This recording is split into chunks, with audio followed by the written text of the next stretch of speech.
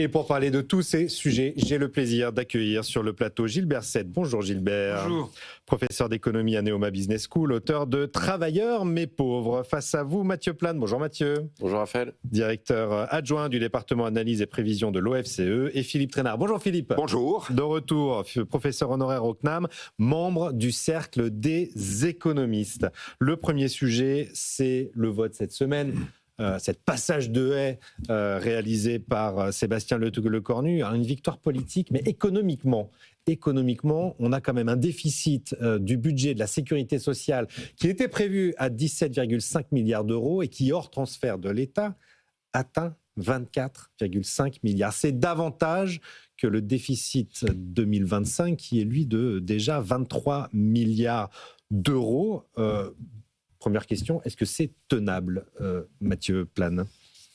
Dans la durée, ça va être compliqué. Pour une année, ça a été le coût du compromis politique, clairement, pour avoir un budget. Et donc, c'est vrai que ce qui va faire les frais de ce budget, c'est l'ajustement structurel du déficit. On voit bien que les objectifs qui avaient été présentés ne sont pas tenus. Première chose. Deuxième chose, c'est possible que du coup tout l'ajustement porte sur le budget de l'État et des collectivités locales. Donc se pose la question de la clé de répartition. Eh oui. La question, c'est qui va payer la facture. Voilà. La fin, c'est qui va payer la facture. Le sujet. Qui va payer la facture. Voilà, on sent bien que le budget de la Sécu, il y a eu un certain nombre de renoncements assez importants pour faire en sorte qu'il soit accepté et qu'on adopte un budget à la fin. Renoncement sur les efforts en économie. Renoncement sur les efforts, voilà. Donc, ça veut dire qu'on repousse le problème à l'année prochaine pour avoir eu ce budget. Alors, moi, je suis quand même partisan de dire il vaut mieux ce budget que pas de budget. Oui. Voilà. Par contre, le problème, vous le repoussez. C'est vraiment la stabilité politique. Oui, c'est la stabilité politique. C'est-à-dire que, oui, c'est le prix de la stabilité politique. Parce que ne pas avoir de budget, ça pose quand même beaucoup de question, ça ne permet pas de maîtriser les comptes sociaux non plus. Si vous avez une loi spéciale, c'est juste le budget de l'État, mais ce n'est pas le budget de la sécurité sociale, donc c'est pas mieux. Mais en plus, vous ne savez pas quel est le point de sortie. C'est-à-dire qu'une loi spéciale est là pour être transitoire. La question, c'est qu'est-ce qui se passe après. Oui. Donc, voilà, c'est le prix à payer pour avoir reporté le débat à plus tard. Et on voit bien qu'il va se porter sur la présidentielle de 2027, mais avec une contrainte forte, c'est comment régler cette question budgétaire et notamment cette question autour du déficit de la Sécu. On repousse la poussière sous le tapis, c'est ce que nous dit Mathieu Plane. Gilbert Sette, vous êtes d'accord avec ça ? Oui, Mathieu a complètement raison de mon point de vue. Je m'accorde complètement avec ce qu'il dit. Les payeurs, qui cela va être ? Ça va être évidemment tous ceux qui, dans le budget de l'État, vont avoir vont moins bénéficier de certaines dépenses et plus pâtir de certains prélèvements. Et puis, ça ne suffira sans doute pas. Et ça sera en partie nos enfants, les payeurs. C'est-à-dire une poursuite de l'augmentation de la dette. Donc, il y a un problème réellement de fond. Et puis, il est vrai que, par ailleurs, je suis d'accord avec Mathieu aussi sur ce point-là, on recule les ajustements structurels dont tout le monde se dit qu'ils sont indispensables. Et quand on prend mesure après mesure les choix qui ont été faits, franchise médicale, la France est le pays parmi les 27 pays de l'Union européenne dans lesquels ces franchises sont les plus basses. Ce qui était visé, c'est pas quelque chose d'insupportable. Les pays qui sont considérés comme les moins inégalitaires ont des franchises plus élevées. Et on pourrait prendre ainsi, poste après poste, tous les choix qui ont été faits. On parle de quelques euros, effectivement, sur le doublement des franchises médicales. Qui ont été faits, tous les choix qui ont été faits ont été de repousser toute mesure d'ajustement qui, dans d'autres pays, paraissent totalement logiques et tout à fait normales. Et puis, en termes de signal, il faut bien voir les choses. On se dirige, par exemple, vers, dans les discussions qui vont avoir lieu sur le PLF, vers le gel des rémunérations dans le secteur public. Donc, on indexe les retraites et on gèle les rémunérations dans le secteur public. Après, on gèle les rémunérations, on gèle le point d'indice, l'évolution du point d'indice. On gèle, oui, il reste le GVT, mais néanmoins, sur très longue période, on poursuit un processus de paupérisation de la fonction publique qui est dramatique en termes de qualité de l'État. Je veux dire, on est quand même un pays dans lequel les embauches de professeurs se heurtent à des difficultés de candidature. Oui. de candidature. On est un pays dans lequel les scores, PISA et autres, qui nous permettent de nous comparer avec d'autres pays, se dégradent. Et la raison est quand même, l'une des raisons est quand même assez simple. Il y a bien sûr des questions d'organisation de l'éducation nationale, de responsabilisation du corps enseignant, des directeurs d'établissements, etc. Mais il y a aussi une question d'attractivité. Comment attirer des bons quand on rémunère de façon aussi basse? Et là, le signal, il est quand même incroyable. On indexe les retraites. Je rappelle que 1% sur les retraites d'augmentation, c'est 4 milliards. Hein. La masse des retraites, c'est environ 400 milliards. On indexe les retraites et on va geler le point d'indice dans la fonction publique. C'est un signal, à mon avis, dramatique pour l'avenir, pour le futur, pour nos enfants. Philippe Trainard, ce qui m'amène à la question que je posais au début et que pose, encore une fois, je redonne leur nom, Maxime Sbailly, Sylvain Catherine, Antoine Lévy, Erwan Tison et Éric Veil, des économistes trentenaires, qui dénoncent dans une tribune aux Échos un budget gérontocratique. Est-ce que c'est le cas? Est-ce qu'on sacrifie notre jeunesse aux seniors et aux retraités dans ce budget de la sécurité sociale? Non, à tous égards, c'est vrai, nous sacrifions notre jeunesse à la vieillesse. Et nous le sacrifions de deux façons.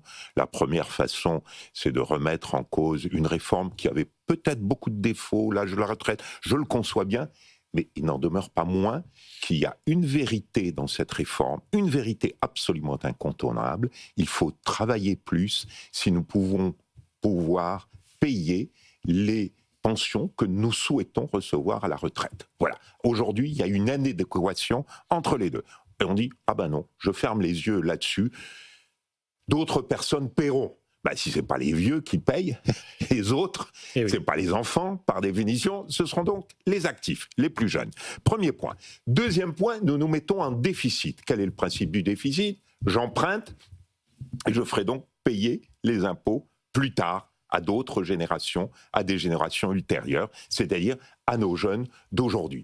Or, on voit bien qu'il y a déjà un certain nombre de difficultés, que le défi de l'intelligence artificielle met les jeunes entrants sur le marché du travail véritablement sous pression, parce que l'intelligence artificielle demande des compétences nouvelles, ce que les jeunes ont, mais aussi de l'expérience pour juger, pour avoir un peu de jugement critique sur ces méthodes nouvelles. Et là, on leur dit, non, ces jeunes, c'est pas possible, c'est eux que nous allons sacrifier. Donc je crois que là, Gilbert a tout à fait raison, c'est-à-dire, on va dire à un moment donné, les fonctionnaires, au fait, puisqu'on dépense pas trop sur la sécurité sociale, après ça, il ne reste plus beaucoup de dépenses de l'État. Il reste des dépenses d'investissement, la défense, de l'infrastructure et les salaires des fonctionnaires. Et donc, on réduit les salaires des fonctionnaires. Oui. Et Gilbert a raison de noter, nous avons aujourd'hui des salaires d'enseignants de pays sous-développés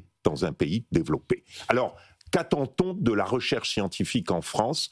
Qu'attend-on du développement des compétences des jeunes Français? Le résultat, il est effectivement dans les enquêtes de l'OCDE qui montrent qu'un an d'études supplémentaires en France, ça réduit votre salaire à l'avenir. Ce qui est quand même la chose la plus aberrante qu'on puisse imaginer. Un an d'études supplémentaires réduit votre salaire marginalement, réduit votre salaire dans le futur. Vous allez, ça vous rapporte rien. Pardon Philippe, ça vous rapporte rien. C'est-à-dire, ça vous rapporte rien de faire un an d'études supplémentaires. Il vaut mieux arrêter à la licence ou au master que passer un doctorat. Voilà, je la fais simple. Dans l'échelle des salaires. Dans l'échelle des salaires. Dont on va parler, ce sera donc il y a un problème majeur d'organisation sur lequel et de sacrifice de la jeunesse. On termine avec quel niveau de déficit parce qu'on rappelle, alors officiellement, le déficit de la sécurité sociale est de 19,5 milliards d'euros. Pourquoi? Parce que l'État va faire un transfert de près de 5 milliards d'euros pour financer notamment le Ségur de la santé qui n'a été financé qu'à moitié. On a promis 30 milliards d'augmentation de salaire, on n'a mis que 15 milliards sur la table. Donc c'est l'État qui paye. Ça veut dire qu'on termine à quel niveau de déficit? C'est une bonne question, Raphaël. Non, déjà pour rappeler aux auditeurs, c'est que effectivement la notion de déficit public, c'est une notion consolidée de l'ensemble des entités publiques. C'est bien de le rappeler. Donc, effectivement, quand l'État compense les déficits de la Sécu, il s'endette pour le financer. Mais ça ne change rien à l'équation budgétaire. Oui. Donc, quand on parle des 5% de déficit public, c'est l'ensemble des entités, y compris État, sécurité sociale et collectivités locales. Donc les jeux de vase communicants sur ce déficit public ne changent pas grand-chose. Le gouvernement avait 4,7 comme objectif initialement dans le PLF. Là, il y a un renoncement de l'ordre de 7 milliards. Ça fait un gros 0,3 points de PIB. Oui. Donc on est déjà à 5,1 au Sénat. Là, au Sénat, voilà. Donc la question, c'est qu'est-ce qu'il va y avoir dans le budget de l'État. En réalité, ça veut dire qu'il faut un effort qui soit quand même très conséquent pour maintenir le déficit autour des 5%. C'est ce que souhaite le gouvernement, à la fois sur les collectivités locales, à la fois sur l'État. Et je pense qu'il y aura un certain nombre de mesures fiscales aussi qui ont commencé à être évoquées, notamment la taxe sur les grandes entreprises, qui devrait être de 4 milliards, mais qui pourrait être de 8. Il y a la question autour des exonérations de cotisations patronales, qui pourraient être moins... rabot plus fort que prévu. Oui. On va voir les entreprises qui vont payer une fois de plus. Donc l'ajustement fiscal, ça peut passer aussi par un ajustement fiscal plus fort, très clairement. Nous, je veux dire, à l'OFCE, on avait sorti notre prévision en octobre, déjà avec une équation budgétaire dans laquelle on intégrait quand même une consolidation budgétaire assez forte, donc pas les renoncements du côté de la Sécu, on était déjà avec un déficit public à 5%.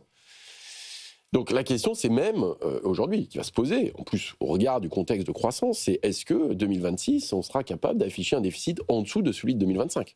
Moi, je pense qu'on en est là. C'est plus de savoir si on est en dessous des 5, c'est de savoir est-ce qu'on sera en dessous des 5,4 qui vont être annoncés pour 2025. Et la question qui se pose, c'est quel va être le budget d'abord de l'État, comment il va être présenté, quelle est l'équation budgétaire du budget de l'État, et d'abord, est-ce qu'il va être adopté aussi Gilbert ? Juste un petit point. Je suis d'accord avec Mathieu. Je crois que ce qu'il faut considérer, c'est effectivement le déficit public dans son ensemble. Pour illustrer cela, prenons l'exemple des retraites, qui est un thème qui m'intéresse un petit peu. Quand on allonge l'âge de départ à la retraite, c'est évidemment une amélioration du financement des retraites. Mais au-delà du financement des retraites... On reste au travail, donc on cotise. Ça fait plus d'activités, ça fait plus de TVA, d'IR, d'IS, etc.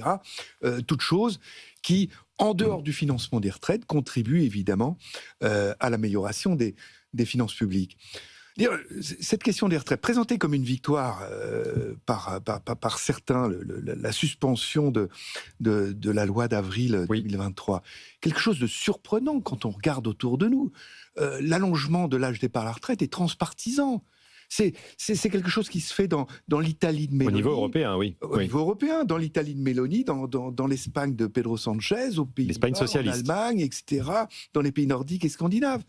Dans aucun de ces pays-là, vous ne voyez de syndicats forts, c'est-à-dire le premier ou les deux premiers syndicats, s'opposer à cet allongement qui leur paraît tout à fait logique. On est vraiment nos débats sont vraiment dans un îlot, ignorant complètement ce qui apparaît. Il faut le qualifier, cet îlot. Est-ce que totalement c'est proprement logique, irresponsable ? inévitable. Qu'est-ce qui fait que la France ne voit pas les mêmes choses que tous ses voisins européens ? C'est quand même étonnant. Oui, je pense qu'il n'y a pas simplement un problème de pédagogie. Je vais faire un petit peu de publicité. Je vais sortir un ouvrage sur la démocratie sociale en janvier prochain. Je pense que les institutions de la démocratie sociale en France dévitalisent cette démocratie sociale. C'est-à-dire, c'est très intéressant. On est le pays, par exemple, l'un des pays qui a le plus faible nombre de syndiqués et pourtant le plus grand nombre de syndicats. Nous sommes le pays dans l'OCDE qui a le plus grand nombre de syndicats. C'est quand même incroyable. Et évidemment, avoir un grand nombre de syndicats... Avec un taux de syndicalisation qui est de 7%, moi, de mémoire, voilà. Ces chiffres sont peut-être anciens. Pas le plus faible, mais l'un des plus faibles. Ouais. C'est avoir un grand nombre de syndicats peu représentatifs, ça pousse à des positions contestataires et à une analyse économique, je dirais, plus sommaire que dans des pays où les syndicats ont un rôle institutionnel qui s'appuie quand même sur une représentativité très forte. Je pense par exemple aux Pays-Bas avec la FNV. La FNV jamais ne penserait s'opposer une seconde aux 67 ans d'âge de départ à la retraite. Vous voyez, aux Pays-Bas. Vous êtes en train de nous dire que parce que les syndicats sont trop faibles en France, ils sont obligés d'avoir une position plus radicale ? Absolument. C'est la course à la saucisse, pour reprendre la foire à la saucisse. La foire à la saucisse, oui. L'expression qui a été utilisée récemment, une foire à la saucisse pour les positions les plus contestataires dans tous les domaines. Nos syndicats, nos partenaires sociaux sont institutionnalisés. On raisonne par obligation de négocier.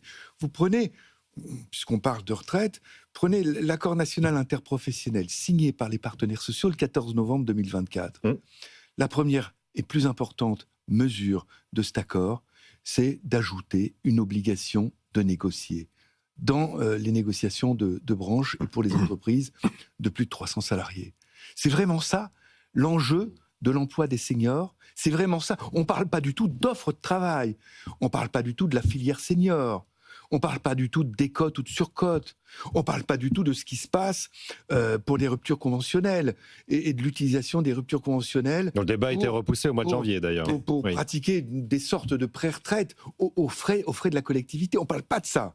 Par contre, on ajoute une obligation annuelle de négocier. Où on est dans une approche institutionnelle et uniquement institutionnelle du rôle des partenaires sociaux. Et de la contrainte plus que de la liberté. Philippe Trainard.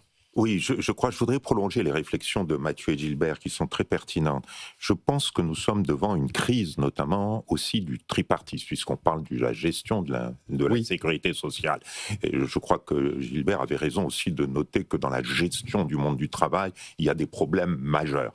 Mais dans la gestion de ce tripartisme, on voit qu'il y a une co-responsabilité des syndicats, du patronat d'ailleurs, et de l'État. C'est-à-dire tout le monde s'entend pour ne pas gérer le système. Voilà. Au prétexte que l'autre... triolisme avec l'État dans le rôle du mari caché dans le placard. Voilà. Avec bien sûr, c'est l'autre qui empêche de gérer, ça va de soi.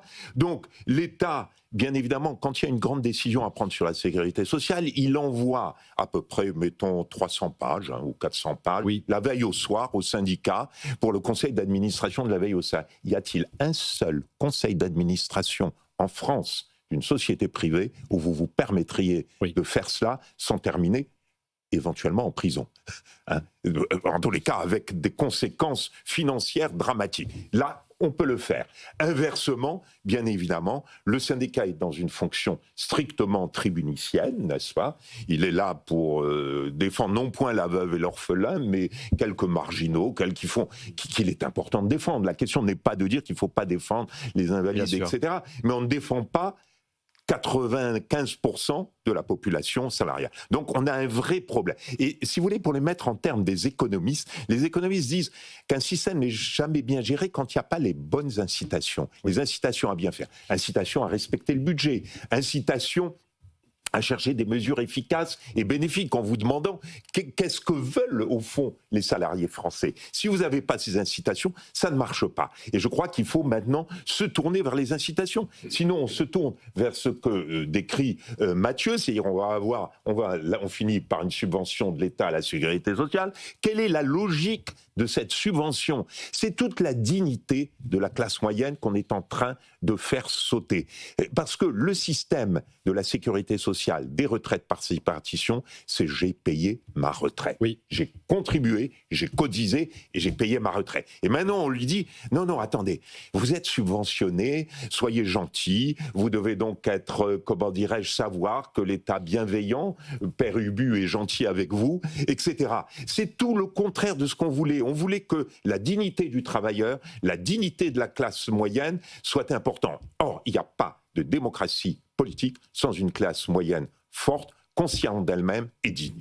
Et de pouvoir d'achat, j'ajouterai, il faut qu'on avance sur les sujets. Mathieu, je me tourne vers vous. On va faire un point. Les négociations collectives ont commencé depuis quelques semaines dans les entreprises, vont perdurer jusqu'au mois de janvier. Il y a une étude du cabinet Alixio qui est publiée aujourd'hui dans les Échos qui prévoit un ralentissement de la hausse des salaires. Est-ce que vous pouvez nous dire ce qu'on attend pour les salaires en 2026 ? 2026, nous on est sur une prévision à 2% salaires nominaux. Oui. Il faut bien. Alixio est sur 2,1. Voilà, on est à peu près avec une inflation à 1,4. Voilà, donc c'est un peu de salaire réel. Ça veut dire que le pouvoir d'achat va progresser légèrement, mais va progresser du salaire. Des salaires. Et ça, c'est un gros sujet. Pourquoi vous précisez des salaires ? Je pense qu'il faut le préciser. Ça, c'est quelque chose qui est important. Expliquez-nous. Oui. Parce que quand vous regardez bien les chiffres, au fond, je pense d'abord, c'est assez confus ces histoires de chiffres de pouvoir d'achat. Et de savoir de quoi on parle. Et en fait, quand vous parlez du pouvoir d'achat, c'est le pouvoir d'achat du revenu des ménages. Et dans le revenu des ménages, vous avez notamment les pensions de retraite. Vous avez aussi les revenus financiers. Vous avez aussi les mesures fiscales. Or, si vous regardez un peu la dynamique, et je me suis amusé à regarder cette dynamique sur une longue période depuis 2017, le pouvoir d'achat macroéconomique en France a augmenté de façon assez significative. C'est absolument pas le sentiment de l'opinion publique en France. Alors, j'ai essayé de vous expliquer pourquoi j'ai ma petite théorie. On a quasiment 8% en réel par unité de consommation, donc c'est un peu technique. Par personne. Voilà, c'est un peu plus complexe que ça, mais voilà, on tient compte de la démographie et de la structure familiale. Oui. Vous avez 8% de hausse, tout confondu. Donc, c'est un agrégat qui prend les revenus de travail, du capital et les transferts sociaux. Si vous prenez sur la même période l'évolution du salaire réel, depuis 2017, il y a deux façons de mesurer, hein, salaire moyen par tête, soit vous prenez ce qu'on appelle le SMB, c'est un autre. Vous êtes plutôt de 1%. C'est-à-dire que le gain salarial, depuis 2017, il est extrêmement modeste en fait. Et même si vous regardez par rapport à 2021, au moment où, juste avant le choc inflationniste, les salaires aujourd'hui réels n'ont pas retrouvé exactement leur niveau de 2021. Donc il y a une perte réelle de pouvoir d'achat du salaire, ou une faible dynamique sur longue période, ce qu'on ne retrouve pas dans la mesure globale du pouvoir d'achat. Pourquoi ? Pour deux raisons, voire trois. La première, c'est qu'au fond, ce pouvoir d'achat a été tiré d'abord par un certain nombre de mesures fiscales, de suppression de la taxe d'habitation pour tous, de revalorisation de la prime d'activité. Donc ça fait du déficit public. Oui. C'est en fait des transferts. Donc en fait, on a soutenu le pouvoir d'achat par des transferts publics. Par des déficits. Et puis dernièrement, depuis 2-3 ans, c'est moins le cas pour 2025, ça a été très vrai en 2022, 2023 et 2024, on a eu beaucoup de revenus financiers. En fait, dans le pouvoir d'achat, il y a eu les dividendes, la hausse des taux d'intérêt, qui ne correspondent pas du tout à des gens qui sont salariés. Donc vous avez cette information. Et troisième point, qui est un point aussi important, c'est vrai que les prestations sociales ont été indexées. Donc vous n'avez pas eu de perte de pouvoir d'achat liée aux prestations sociales. Et enfin, peut-être je donne beaucoup d'informations, vous avez aussi beaucoup de création d'emplois. Et en fait, ça fait de la masse salariale. Mais ça fait, pour la personne qui est juste son travail pour vivre, ça ne change pas grand-chose. C'est bien pour l'économie, parce que créer des emplois. Mais elle qui a juste son salaire, elle ne voit pas trop la différence. Donc, si vous voulez, vous avez une déconnexion, à mon avis, entre les indicateurs macro, les chiffres qui sont fournis et la composition de ce pouvoir d'achat et les personnes qui ont juste en tête leur évolution de dynamique salariale qui, pour le coup, n'est pas bonne. Il y a, effectivement, alors on peut expliquer pourquoi, hein, mais ce que je veux dire, c'est que cette question du pouvoir d'achat, elle est très différente si vous parlez à des salariés qui ont juste leur salaire pour vivre, si vous parlez à des gens qui ont des revenus financiers ou à des retraités, ou à des jeunes qui ont trouvé du boulot. Et ce que j'entends même, c'est que ce sont les salariés qui sont les moins bien traités. C'est-à-dire que cette augmentation du pouvoir d'achat, elle se fait soit à crédit, soit par les aides sociales, soit par des revenus financiers pour ceux qui ont du capital. Et le problème, c'est qu'aujourd'hui, on attend de l'État qui vienne soutenir notre pouvoir d'achat. Et ce que vous voyez, c'est que, quand vous regardez aussi sur un peu plus longue période, il y a aussi une déconnexion entre la dynamique du PIB et du pouvoir d'achat. C'est-à-dire que le pouvoir d'achat, finalement... ne suit plus l'augmentation. Mais il augmente plus vite que le PIB. Absolument. Ah oui. C'est ça même. C'est-à-dire que ça montre qu'il y a des transferts en direction du pouvoir d'achat. Donc, on est au bout du bout. C'est-à-dire que la préoccupation des Français, c'est le pouvoir d'achat. Mais aujourd'hui, redynamiser le pouvoir d'achat alors même qu'on a des déficits publics, alors même qu'on a des gains de productivité qui sont modestes, c'est quasiment mission impossible. Voilà. Alors, il faut trouver une autre façon de faire. Oui, juste un point sur le pouvoir d'achat du salaire mensuel par tête. On a quand même connu une époque un peu particulière, avec un choc de termes de l'échange, c'est-à-dire une augmentation du prix des importations et des importations d'énergie absolument considérable en 2022-2023. Et les salariés ont payé très fortement ce choc. Là, on est en train de rattraper le petit gain de pouvoir d'achat qui est prévu en 2025 et en 2026. C'est un rattrapage encore partiel des pertes 2022-2023. Il fallait bien que... Donc on n'y est pas, hein. La crise inflationniste n'a pas été digérée. La crise inflationniste n'a pas été complètement digérée. Les ménages français ont été grandement protégés par un ensemble de mesures fiscales d'une générosité incroyable en France quand on se compare à d'autres pays. Mais malgré tout, malgré ces protections, il y a quand même pour les personnes qui ne considèrent que leur salaire, parce que même les personnes qui ne regardent que leur salaire bénéficient de la disparition de la taxe d'habitation, etc. De ce genre de choses. Donc le revenu, il est quand même logique d'y intégrer non seulement pour un salarié des revenus salariaux, mais également les revenus différés, dont il peut bénéficier par ailleurs, en termes de mesures fiscales. Donc les années 2022-2023 ont été un peu particulières, sachant que dans cette érosion du pouvoir d'achat, les plus bas salaires ont été protégés. Oui. Les plus bas salaires ont été protégés par l'indexation du SMIC. Donc c'est une situation un petit peu particulière, qui n'est pas illogique, choc de termes de l'échange, il faut bien que quelqu'un le paye. Est-ce qu'on transmet la patate chaude, c'est-à-dire le coût de ce prélèvement de l'étranger sur l'économie française, est-ce qu'on le transmet aux générations futures? Est-ce qu'on en paye une grosse partie maintenant? Et si oui, si la réponse est oui, qui? En tout cas, en France, le choix était clair, ça n'a pas été les retraités. Ça n'a pas été les prestations sociales. Et essentiellement, ça a été dans ce qui répond au choix de politique économique, parce que les revenus financiers sont en partie, et en partie seulement, pour une faible partie, entre les mains des décideurs publics. Mais ça a été, en grande partie, les salariés qui ont payé cette détérioration. Donc on a protégé les plus modestes, les retraités, mais les actifs qui portent l'économie de ce pays sont ceux qui payent la facture. Voilà. Si on résume un peu rapidement. Philippe Trénin, un dernier mot rapide. Peut-être juste un petit point, quand même, une petite note. Si les salaires ralentissent en 2026, il y a aussi une raison, c'est que l'inflation a ralenti en France. Donc quelque part, on vient de là, je ne veux pas dire, la situation n'est pas en soi dramatique. Oui. Mais je pense que le bilan qui vient d'être présenté par Mathieu et complété par Gilbert est absolument clair. Oui. Sur le long terme, la priorité des Français, c'est clairement pas les actifs. Et ça, c'est quand même la chose, la nouvelle la plus inquiétante. Parce que si les actifs ne sont pas la priorité, ça veut dire que la création de la richesse n'est pas la priorité et la répartition d'une richesse qui s'atrophie, bien évidemment, ne peut que poser des problèmes économiques, des problèmes sociaux et des problèmes politiques extrêmement graves. Et je crois d'abord que créer la richesse avant de pouvoir la redistribuer. Les difficultés du débat politique et du débat budgétaire et de la difficulté aussi en France d'arriver à trouver une majorité politique vient justement de cette fragmentation, n'est-ce pas, à partir des intérêts particuliers autour d'une richesse qui s'atrophie. Et ça explique que l'on ait une très grande difficulté à savoir qui va payer, parce que où qu'on se tourne, il y a bien évidemment un problème qui apparaît. Et je pense qu'il faut reprogrammer, en fait vous devez reprogrammer l'algorithme. L'algorithme, c'est d'abord incitons à innover et à travailler. Bon, le grand reset, on l'attend peut-être pour 2027, qui sait. Merci à tous les trois.